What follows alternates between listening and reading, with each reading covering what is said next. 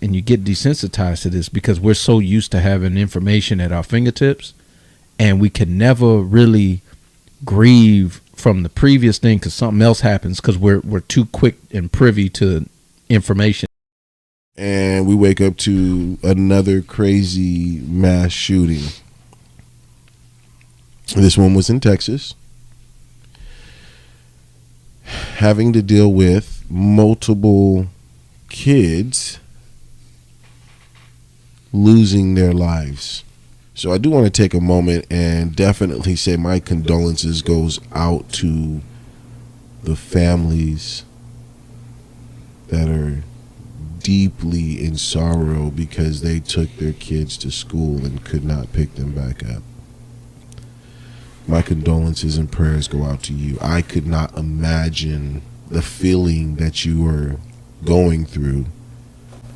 Let's do before we get kind of dive into some of the topics we have is the moment of silence for the souls of those kids and teachers that were lost, and thoughts with those families.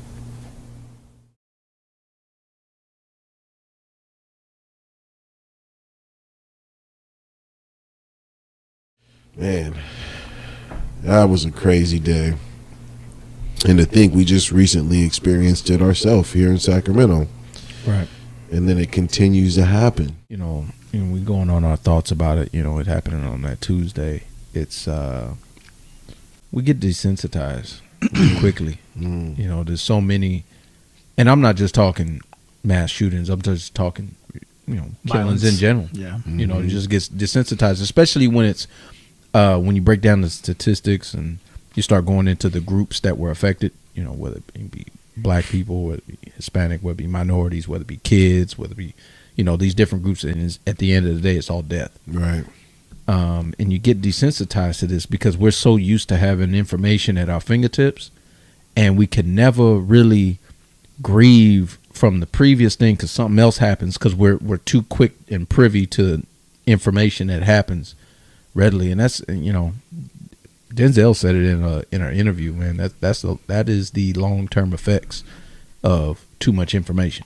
As a parent, I could not imagine what those families and parents are going through, right, as far as with their kids, and it's such a sad thing, especially when it's with the little ones, because that's pure innocence right there. Right. Like we're conditioned when it's dealing with kids when they are taken away before they should be. Right. As they say, no parent should have to bury their child. And it's it is a heartbreaking event that occurred, and that's kind of my take on it. I just hope that those families find peace. There's so many stories developing, right, from this. Like if you can go down the line, like the I think it was Irma Garcia, the husband had a heart attack, left behind 4 kids. It's like there's so many. It's dominoes, man. It's dominoes of devastation. And so Tony, man, what are your thoughts on it? Just I have 2 children of my own, and it's when something like this happens, it's obvious that we all put ourselves in that position of the parents. Immediately we have empathy, and I just from the stories that developed, everything else, and we can sit here and say that we would have done certain things and we would have acted differently, but Very really true. we really weren't there. But and I just know, me personally, something like that was happening. I don't care if, I'm being held up by police, whatever. I'm jumping the fence. I don't care, bro. I don't give a fuck if I take a bullet, whatever. That's my daughter. I would have done the same thing. I think I did hear a few stories of a few people actually doing that. Go try to grab their kid. I'd have took a bullet. I'd have ran straight to my kid. Right. 100%. And it's just heartbreaking. I mean, you know what I mean? There's not, and when later, which we'll talk about later, when it gets politicized and things like that, it's just, that's when it starts really getting disgusting, where it's like, listen, we need to talk about what's happening with these parents, what's really happening in the entire situation, how it could have been prevented, how we maybe could have saved some of the lives, you know what I mean? Because like you guys just said earlier, stories are getting changed. Like it's almost to a point where, I mean, I'm almost saying like there should be people being fired because these stories are changing so much that it sounds like somebody's lying. What is the story? What is the story? What was the original story that came out?